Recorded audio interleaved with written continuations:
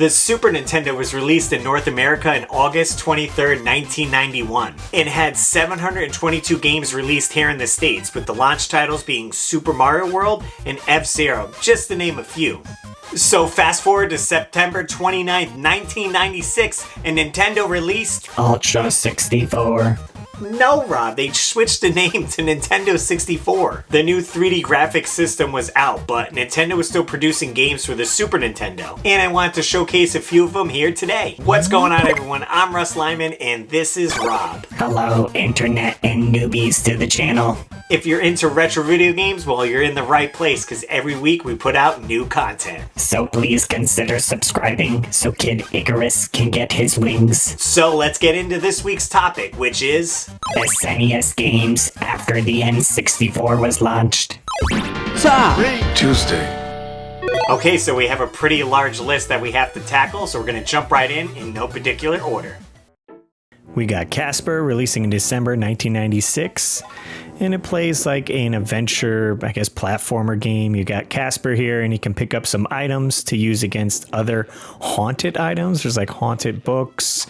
You could pick up a pillowcase so she can safely fall through the hole.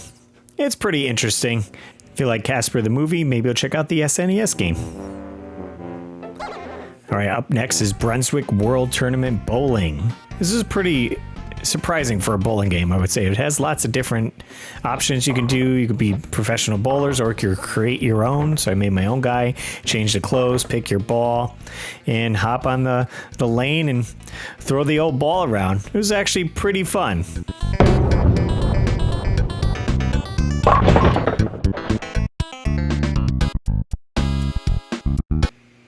We got Prince of Persia 2. I never played the first one. I dived into the second one. You jump right out a window and get into some heated sword fights. And you're making your way across the palace on the top here. It does have some pretty timely jumps, which I never got the hang of in Prince of Persia. I did make it across the first jump, but after that, fell to my death. It's trial and error with this game.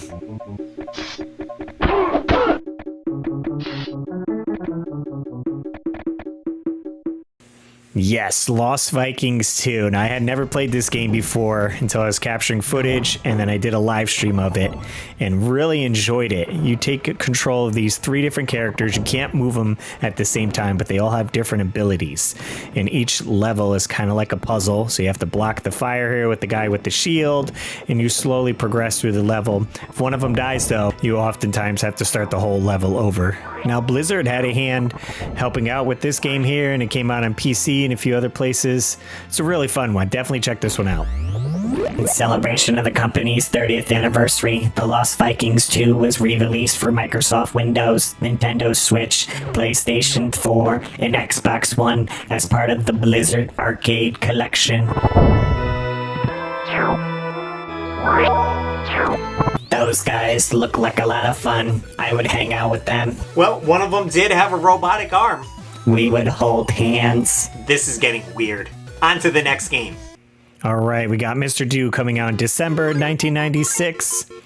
This one's a classic for sure. Kind of reminds me of Dig Dug a little bit. And I just love the charm to it. It's got the bright colors, the fun music, addictive gameplay for sure. I can say that again. I'd play this for quite some time. Give it a go. Mr. Do. Maui Mallard in Cold Shadow. January 97, this game came out, and it stars Donald Duck. A little bit different from Quackshot. It's a little platformer game. You're kind of running around collecting things, but you get to turn into this almost ninja-like character. So then that opens up different places that you can get to with your bow staff. Pretty unique for sure. This one's a fun one. This game stars Donald Duck in a metafictional role as a duck detective, Maui Mallard, a spoof of 1980s Hawaii-based TV detective Magnum P.I. in the name and appearance.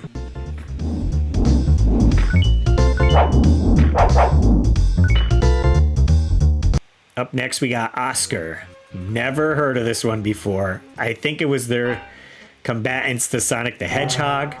It's kind of got that feel to it where you're running around quickly on stage, but there's so much going on the screen. I feel like I can't distinguish what's in the background, what's in the foreground. I couldn't figure out the controls. I don't know about this one. Up next, we got Midway's Arcade's Greatest Hits here with a whole bunch of games you could play from Atari. Asteroids, a classic one. I spent plenty of hours on this one here. Battle Zone, you could get into a tank and blow up other tanks.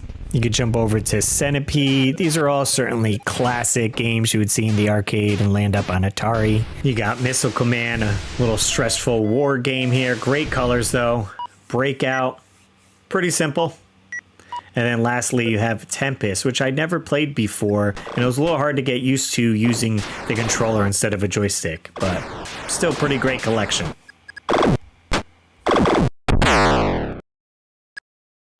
Ah, yes, the golden age of video gaming. These were certainly some classics. Well, the Atari 2600 was my first console as a hand-me-down for my cousins. I remember playing it on a TV cart in my mom's basement. It's Nintendo or nothing. I think it's Nerf or nothing. Whatever. Anyways, let's check out a few sports games that came out. Oh, yeah. We got College Football USA 97. Feel like it had potential, and then once I started playing it, it just moved really slow and sluggish. But on the flip side, Madden 98, man, even the opening music is epic. I didn't know really who to choose, so I just chose the 49ers. Don't hate me in the comments, but this one plays significantly better. I never know what plays to push to get the ball to go where I want it, but button mashing always helps. This one's a fun one.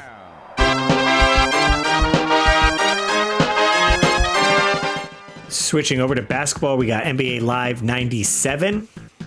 This one plays in an isometric view, which I'm not really used to with the basketball games. It looks good. I was never really a big sports fan, so a lot of these I never played growing up, but I mean, it's basketball. It's all right. The next year with NBA Live 98.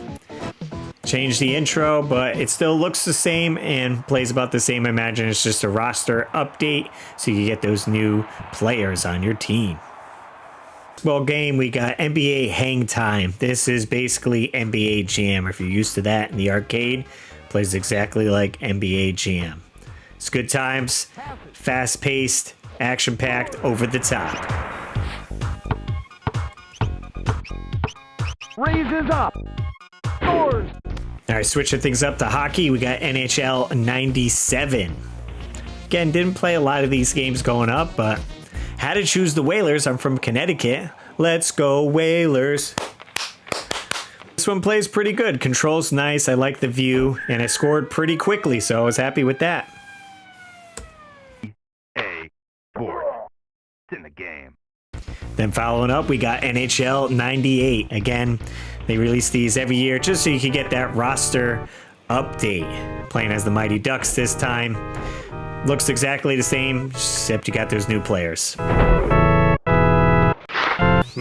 that was a lot of sports games. But we made it through. Can you at least give them a really good game now?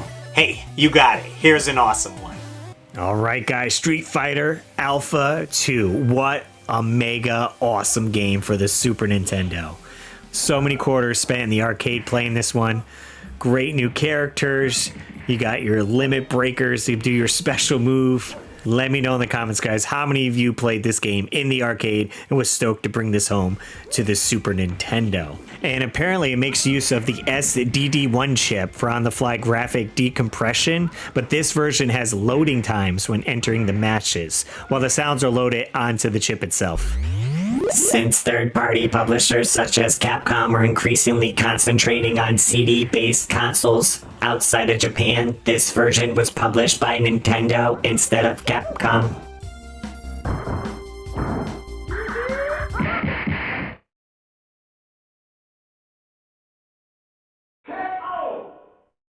Guys, real quick, just got my new shirt design.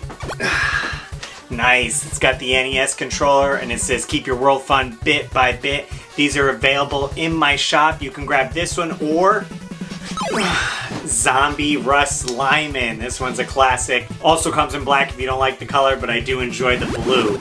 Check out my Etsy store or click the link in the description down below to get yours today. Alright, let's check out more Super Nintendo games. Alright, well, let's jump over to the community tab and see what you guys had to say. Bringing up the comments. Alright, Purge and Splurge Thrifting said, I played the heck out of Donkey Kong Country 3, which was released in 1996, just after the US release of the N64. Donkey Kong Country 3 is a fantastic game, which is super underrated and overshadowed on the system by Donkey Kong Country and Donkey Kong Country 2. Makes me want to go back and play it again as soon as possible. Nexus Creed said, I was playing Kirby Superstar, Ultimate Mortal Kombat 3, and Super Street Fighter Alpha 2.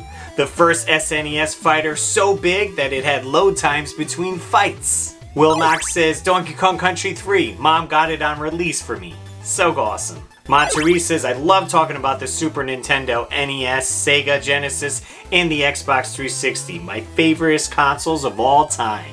DJ Python Sectonic says, I got the N64 when it came out. After that, unfortunately, I forgot about the SNES till later years. No regret though, I'm still catching up on later titles now that I'm older. Guys, thanks so much for leaving a comment. Be sure to head to the community page each week if you want to see your comment featured on the show. Alright, let's get back into this list. Receiving transmission. Receiving transmission. Oh, it seems we have a video coming through. Go ahead and put them through, Rob. Hey, is this thing working? Hello? Oh, it's Tiger Chainsaw. What's going on, my dude? We hear you loud and clear. Oh, hey there, Russ. What you doing? Well, we're just discussing Super Nintendo games that came out after the N64 was launched. Now that is a great topic, and one that I think I can add a game to that list. Ah, dude, go for it. Sounds awesome. Well, let me tell you about one of the most influential games that came out on the Super Nintendo after the N64 was already released. This game is the granddaddy of Farmville and every farming simulation game that is out there today, and it also has quite a bit of life simulation to it. What's that game? It's gonna be Harvest Moon. Harvest Moon begins when a young man's parents gift him with his deceased grandfather's old farm. The farm is run down, it's full of weeds, stones, and it's in shambles. The father gives the son 2.5 years to get the farm up and running again and making a profit. The core aspect of gameplay is going to be renovating the farm, growing large fields of tons of different crops, and raising livestock like cows and chickens. But there's also a dating simulation aspect to this game where you will be able to woo different bachelorettes and you can even marry them and end up having kids. Now, when I played Harvest Moon, there was a little bit of a difficulty curve to it, but once you understand the core gameplay and the basic mechanics of how to run your farm, this is going to be one of the most addicting games that you will ever play. There's a reason that this franchise is still going very strong today. Now, while the majority of your day is going to be spent on the farm, plowing the fields, tending to the animals, there is a town that you can go to and visit when you want to blow off steam. There's a tool shop, a flower shop, a church, a restaurant, and even a bar that you can visit and partake in some adult beverages. Although I think they just call it berry juice. But you can clearly get drunk.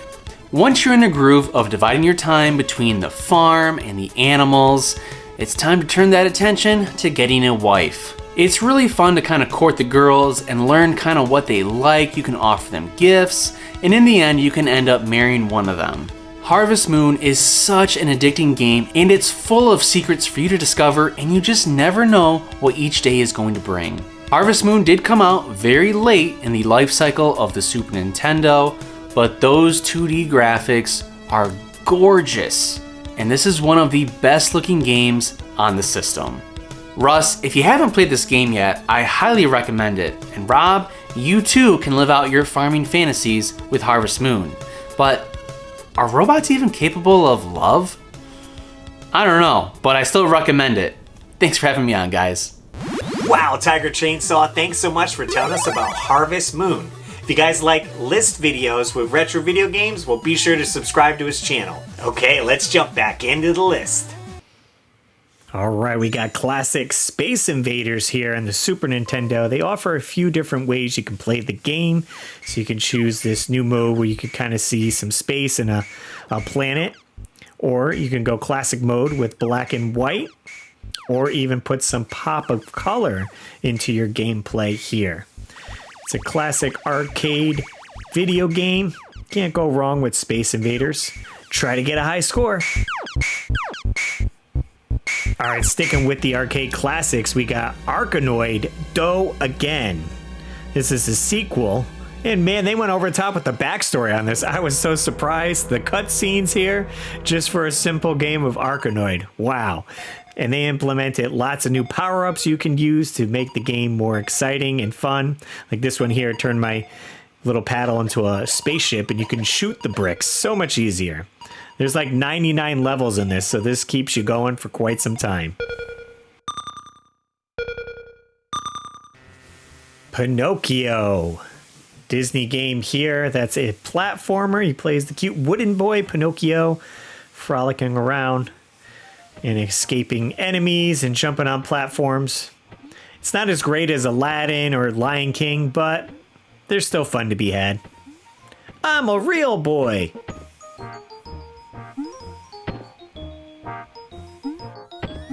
The next game on the list is from some Disney side characters. It is time.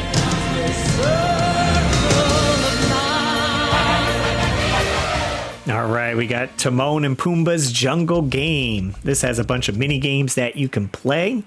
There's Jungle Pinball. Plays like a pinball game. It's kind of unique. I dig it. I had fun playing this one. We also got this shooter style game. We got this like pea shooter, and you're shooting anything that pops up. Again, you're just going for the high score on a lot of these. This kind of plays similar to Frogger, except the goal is just to collect all the bugs.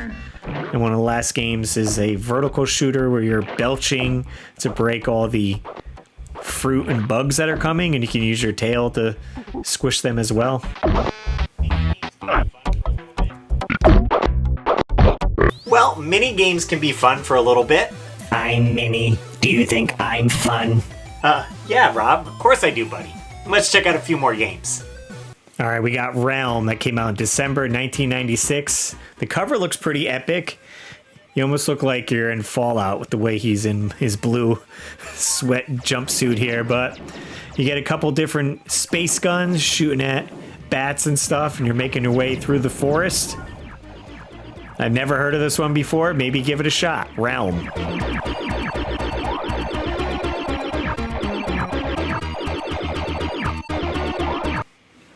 War 3010. If anyone knows how to play this game, please let me know, because I had no clue how to get anything out of this game. I guess it's a strategy-based game. I chose all the different options, couldn't get anything to happen.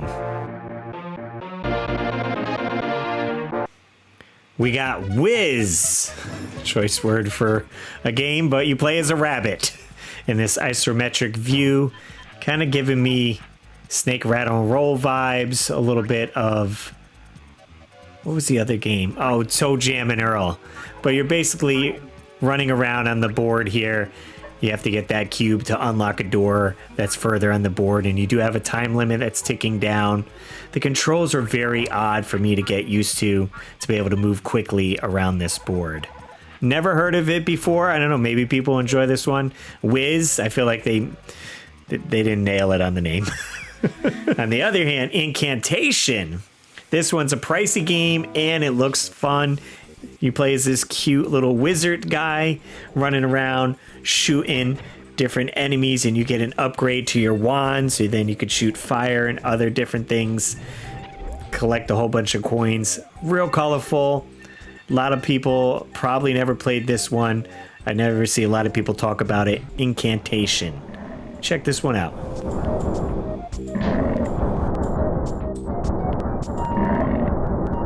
Whew, okay, that certainly was a ton of games. You guys ready to see my top 3 picks? Oh, the excitement. I cannot contain myself. Number 3! Guys know I had to make their list. Donkey Kong Country 3, Double Trouble. Now you play as Dixie Kong in this one, and Kitty Kong, who's new to the series here, but it plays very similar to the first two. You're going around and you can tag team the enemies, you can get animals to ride on. Great music, it looks fantastic.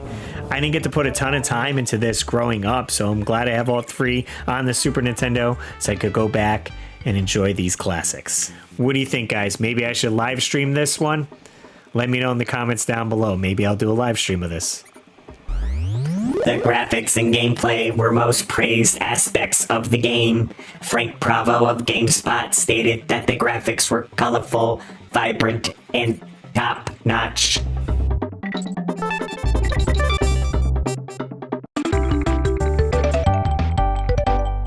Number 2!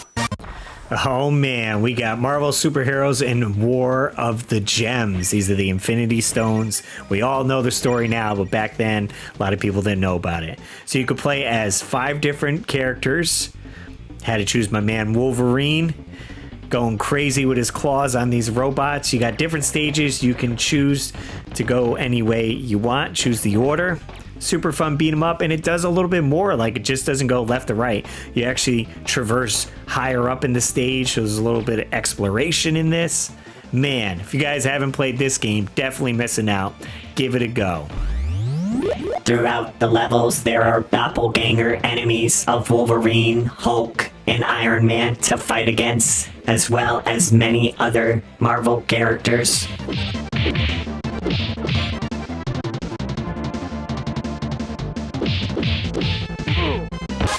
Number 1!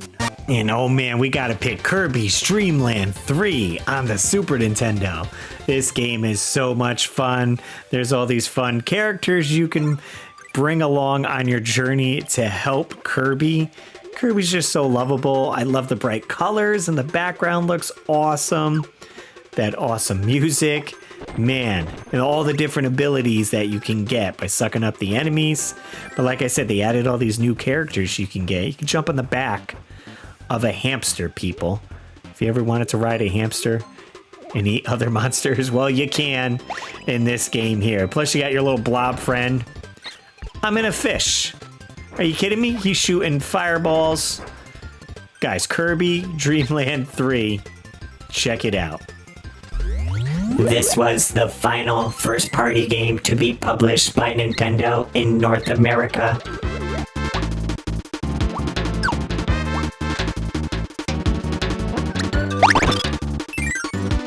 Well, that was a pretty fun list to check out what SNES games were coming out after the N64 was released. I still like Ultra 64 for the name better. Yeah, it does sound pretty cool. If you guys dig this series, well, we certainly have a ton more planned for the future, so be sure to subscribe. Yeah, we are pumping these out weekly here on the channel. Yeah, much like this video here where we talk about Sega Master System games that came out after the Sega Genesis was released. It's not Nintendo, but you could still check it out. As always, guys, I'm Russ Lyman, and keep your world fun bit by bit.